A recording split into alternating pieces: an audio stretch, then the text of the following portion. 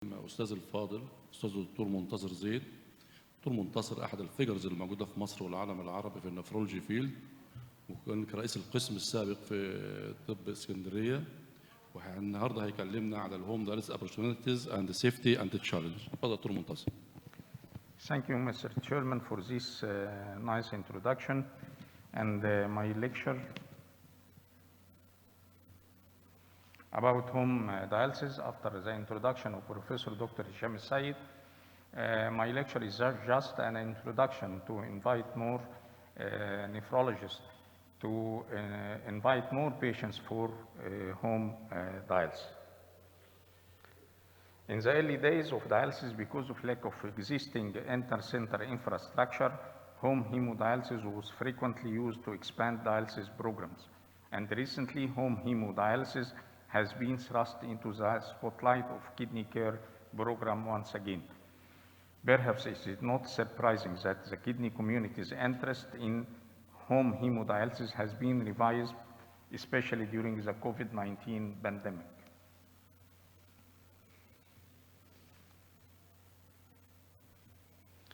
The COVID-19 pandemic has emphasized the importance of enabling greater numbers of patients to perform dialysis at home, given that dialysis patients are at high risk for developing severe COVID-19 outcomes compared with the general population, and treatment in a dialysis center challenges effort to physically distance. Recent Canadian and Italian data demonstrated that patients receiving in-center dialysis were up to 3 times more likely to test positive for COVID-19 than patients receiving home dialysis.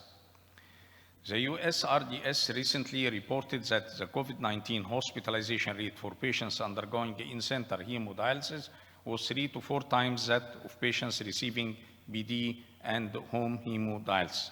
And these observations have prompted a sense of urgency among clinicians and advocates to find immediate ways to make home dialysis more available for patients with kidney disease. The pandemic has shed light on many long-standing obstacles to home dialysis access that limit uptake. The number of patients who use this therapy has still lagged far behind the in-center hemodialysis. In the United States in 2016, only 1.8% of prevalent patients were treated with home dialysis, and only 0.3% of patients who began dialysis started on home dialysis.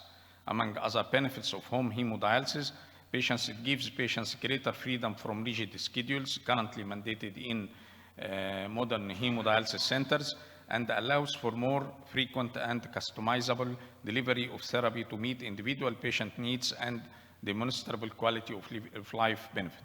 However, despite these benefits, several barriers still remain for patients and providers interested in using home hemodialysis therapies. One of the most important factors that determine success in home hemodialysis is patient motivation. Patients who are strongly motivated to perform dialysis at home are often the most successful. Motivation to embrace more home dialysis is modifiable through direct patient education, appropriate counsel from physicians, and attention to patient concern. Another important factor in home hemodialysis success is motivation of the dialysis provider and the support system of the dialysis unit.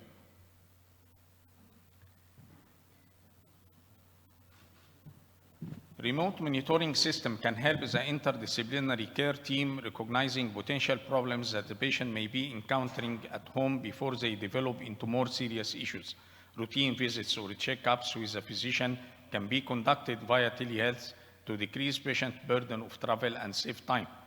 Unfortunately, significant disparities exist in access to reliable internet and cell phone coverage in certain rural areas. Some of the benefits which will be gained from home hemodialysis versus in-center hemodialysis: improvement in blood pressure control, regression of left ventricular hypertrophy, superior phosphorus control, better quality of life, fewer symptoms of fatigue, less washed out sensation following dialysis, lower medication burden, improved pregnancy outcome, and dialysis weekend can be avoided at home with more frequent treatments. There are many challenges in arranging for safe dialysis at home. Concern can develop from patients regarding the safety of performing home dialysis in home while isolated from medical staff. Ability to perform needle cannulation is often cited at the forefront of barriers to patient confidence. Burden of therapy, physical space or housing limitation, availability of support to perform the treatment, caregivers fatigue and the patient or caregiver burnout are common and often go unrecognized by healthcare professionals. Physicians prescribing home hemodialysis need the full support of the interdisciplinary team to address the social and technical obstacles that patients will encounter. Although the initial investment is high from the patient and the dialysis unit, dividends are based the longer the patient is able to continue in home. Cost for home hemodialysis has been quantified internationally and indicates that the cost is in between that of in-center hemodialysis and peritoneal dialysis. These are the three types of machines commonly used in home hemodialysis: the conventional one, and the Talbot system, and also the next stage system. The conventional dialysis machine can be performed at home. In addition to dialysis machine, a portable reverse osmosis water treatment system is used for water purification. Home hemodialysis with a conventional machine can be prescribed similarly to that prescribed in hospital. Alternatively, prescriptions can be modified to meet patients' needs. Short daily dialysis or nocturnal dialysis is an option for patients for whom there is concern for persistent volume overload or a need for increased solute creatinine. The typical conventional dialysis home prescription, 5 to 6 times treatments per week. For shorter daily dialysis, 2 to 3 hours, and for nocturnal dialysis from 6 to 8 hours duration. Blood flow rate from 300 to 400 for short daily dialysis and 200 to 250 for nocturnal sessions, and dialysate flow rate from 500 to 800 for short daily sessions and 300 milli per minute for nocturnal sessions. Dialysis can be performed every other day to avoid the typical in-center 2-day break dialysis weekend, which is usually associated with sudden cardiac death, and schedule flexibility is a major benefit of conventional home dialysis. The Tableau machine is reported to be relatively easy to set up and has an incorporated reverse osmosis system. It can be used more like a traditional hemodialysis machine, but blood flow rate is limited to 300 milli per minute. In addition, it has a heat disinfection system for daily disinfection and once weekly chemical disinfection. This is a Tableau machine with incorporated reverse osmosis system in the machine itself.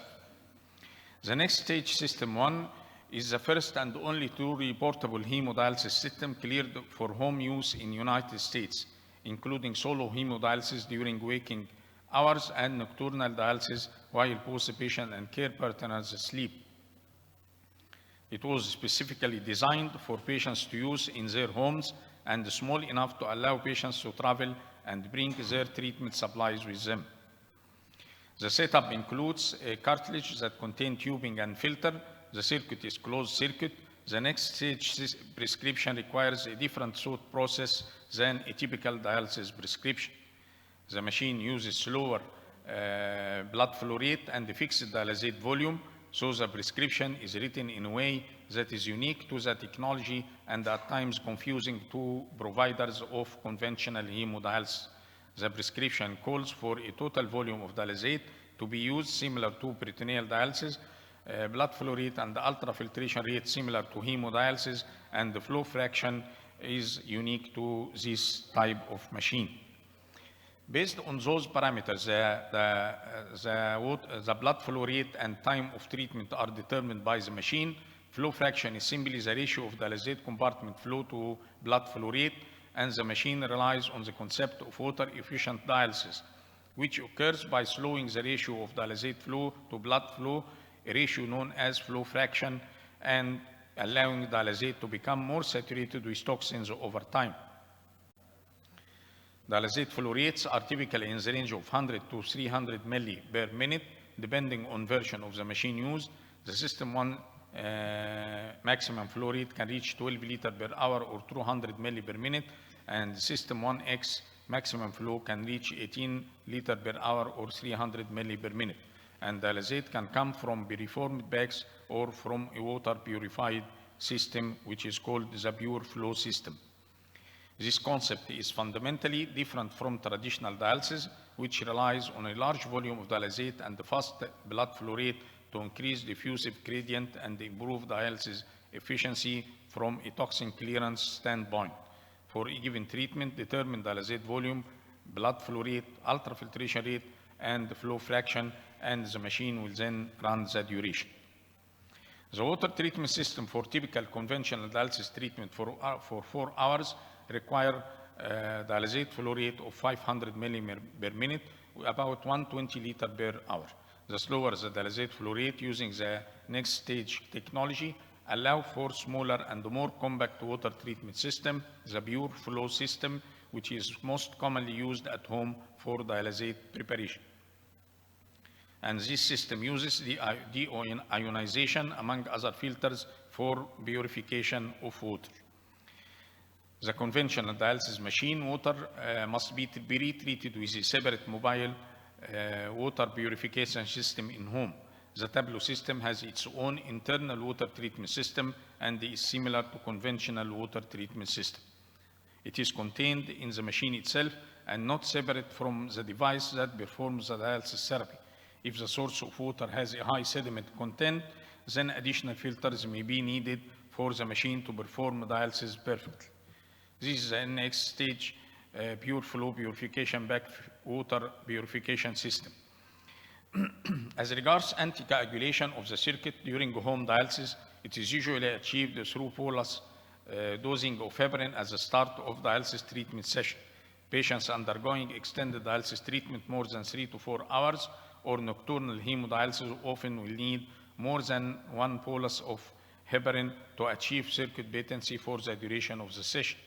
Options for extended anticoagulation include hourly infusion of heparin or longer-acting pre-dialysis low molecular weight heparin.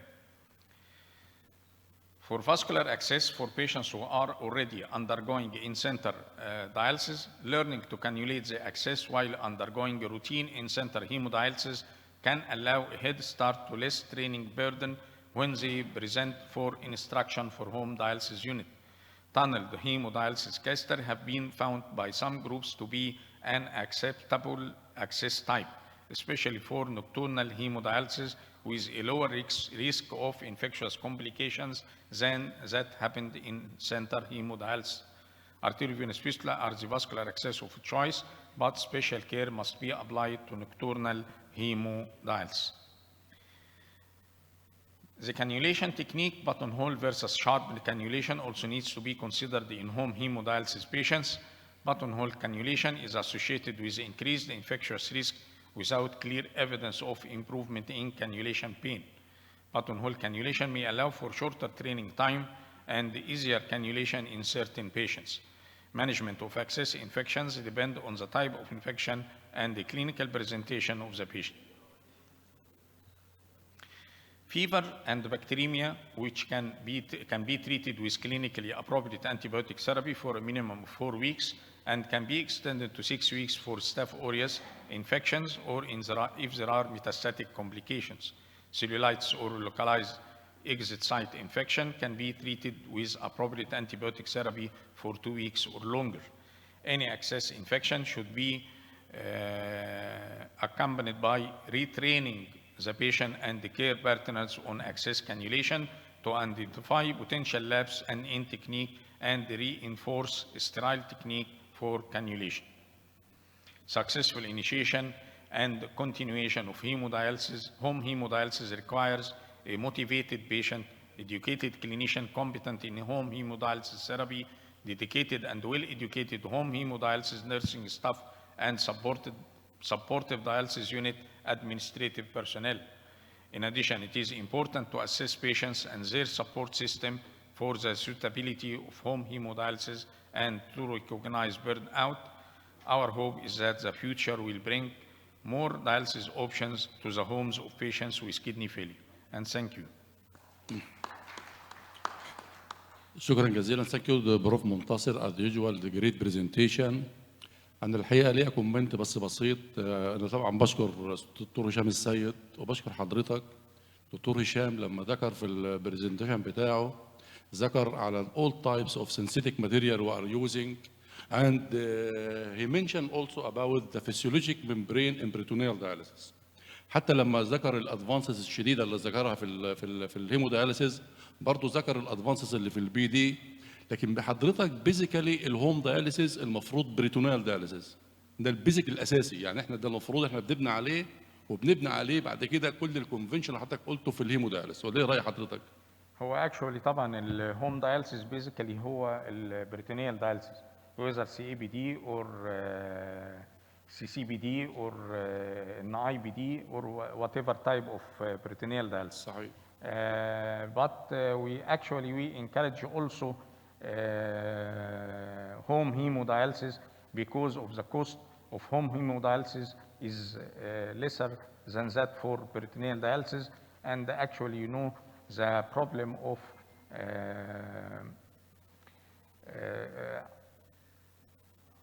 about the absence of the solutions most of the time, and the patients maintained on peritoneal dialysis usually shift to hemodialysis because of shortage of dialysate supplies. So actually, peritoneal dialysis is that of a choice for home dialysis. Home hemodialysis has some obstacles and difficulties, but in Egypt actually some patients are maintained on home hemodialysis actually with conventional machines because the Tableau and next stage machines are not available in Egypt. شكرا جزيلا. حد اتفضل. Thank you very much, Professor Dr. Montasser. Your talk is the mirror of your experiences. We thank you very much for that. I have a comment and just a question. My comment, we have different modalities calling either wearable or portable devices that could be portable anywhere you can carry, like next stage in hemodialysis and others, and as well wearable or ambulatory form. We can have ambulatory form like the iHemo in next few years, as well as the ambulatory dialysis for CAPD. And we have a home dialysis, which is usually in Egypt has the fixed dialysis machines. We have plenty of spaces to do water treatment stations as well regular dialysis machine. My question is, who are patients who tell that you cannot do dialysis at home? Just to confirm that not all patients are fitting for home hemodialysis. So what's your opinion on that? Actually, not every patient is suitable for home hemodialysis. At first, the patient should be motivated at first to perform hemodialysis at home, to be away from the unit and frequent movement to and fro dialysis unit. Actually, we have to select patients and to be sure that there is a motivated partner at home also to help in case, and patients maintained on home dialysis may self-cannulate themselves, but they need to be educated in center for a time till they are perfect in cannulating their arteriovenous fistula. The problem will be easier if the patient is doing dialysis through a Bermicase. Actually, it will be easier, and the infection from Bermicase in home dialysis is, of course, lesser than that in center hemodialysis. Thank you very much, and that's why intracorporeal hemodialysis is more safer and easier because there is no blood outside, no connection, just to connect sorbent-assisted dialysate fluids. So let us see what's happening in the next decade. Thank you very much, Professor Dr. Montasser. Thank you very much.